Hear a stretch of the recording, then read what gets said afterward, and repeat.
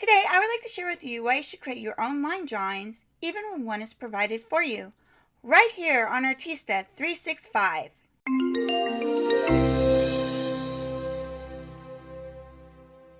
Welcome to my studio. I'm Wendy O'Brien. Thanks for dropping by. Okay, we have all been there. We follow tutorials, many of which provide not only the reference photo, but the line drawings. We happily print it off and trace it on our drawing surface and jump right in without giving a second thought. Stop right there! Is this really good practice? What skills have you gained by using someone else's line work? Maybe a bit of time? I'm going to show you why it is so very important for you to create your own line drawings even when one is provided for you. But first, I want to thank my friends for helping me show the importance of creating your own line work.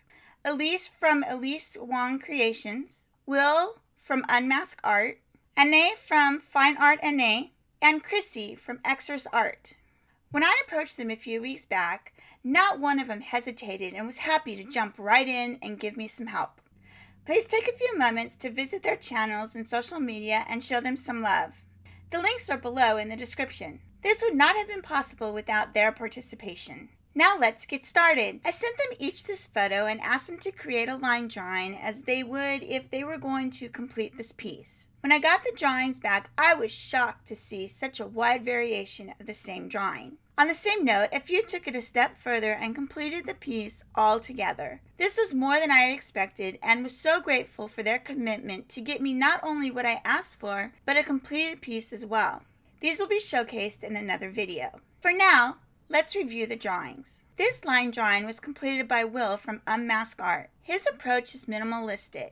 He states, when I do line art, I do it with the intent of capturing the most identifiable features first, eyes and facial features.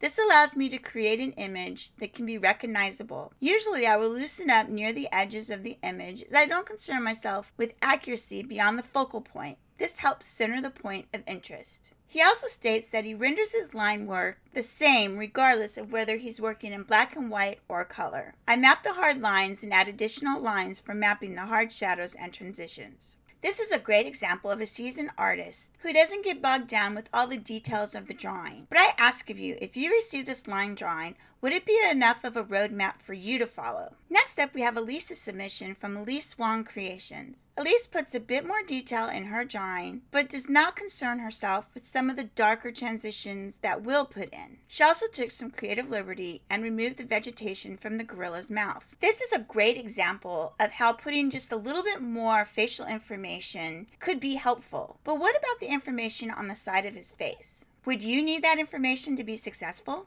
Art Anne has a bit more information in her line drawing and even indicates the direction of the fur. And just like Elise, she also took the creative liberty to remove the vegetation from the gorilla's mouth. She states, I tend to do the line drawing a little bit like I were drawing. I always use similar colors as to what you would use in the final picture. Here I use brown. I tried to capture the base shape of the head, the main wrinkles, and the length of the fur in the different areas. This is a good mid-range map of the photo that doesn't contain too much information, but does include relevant information that others do not include, such as the length and direction of the fur. Maybe this would be a line drawing that you would prefer to work with. We now made it to my line drawing. I like to have a very good idea of where I'm going when I render a piece. I tend to put a bit more information on my line drawing and sometimes scale back when I transfer just in case I may need that information at a later time. I put all the important wrinkles and facial features that differentiate and gives this gorilla its unique features. I also put in transition lines and fur direction. I do not limit the length, just general lines to know where the fur changes directions. This helps me when I look back at the reference as to what area I'm actually working on. It's very easy to get lost in the fur. If you got this fur line drawing, would you know what some of these lines mean? Finally, we come to Chrissy from Xrissart. Look at all the detail in this line drawing. There is no mistaking where anything goes. She says, I consider a few factors when transferring my line drawings to my surface. Do I want a realistic look? If so, I would put as much detail on the surface as possible. Do I want loose and bold strokes? If that's the case, I would just outline where my darks and lights are and transfer very little detail. Finally, the line drawing would not change if it was black and white or color. What do you think of this line drawing? There is no mistaking where things go,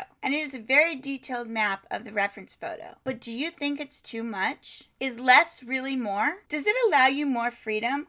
Or would you feel more confined and restricted with such a detailed line drawing? As you can see, everyone has their own way of mapping out the information that they need. And in some cases, there may even be lines that you don't even know why they're there. Or maybe there's lines that you wish were there but are actually missing. But there is one factor that is overlooked and possibly the most important in creating your own line work, and that is observation. From the moment you put that first line on your line drawing, you are learning about that subject. You're observing the shadows, the highlights, the fur direction, the hair direction, the length of the fur, the length of the hair. As you create the line work, you're noticing the little things about the reference and making decisions as to what's important to you. Only you know how you work, and no one knows how much information you need to make your piece successful better than you. You can make creative choices like leaving things out or putting things in, and by the time you get ready to render the piece, you already have a good baseline as to what to do. Conversely, when you just use someone else's line work, you are missing out on this very important observational step. Sure, you need to observe while you render, but you are already a step behind someone that has created their own line drawing because they're already familiar with where things are and what those lines mean. Don't get me wrong, I'm guilty of using pre-made line drawings for speed's sake, which is actually where the idea for this video came from. I was getting so frustrated by using someone else's line drawings. There were lines that were missing that I wish were there, and there were lines that just were like put on there randomly. I didn't understand why they were there. They just made no sense. So I challenge you, instead of using a pre-made line drawing, create your own from the next 5 projects or tutorials that you follow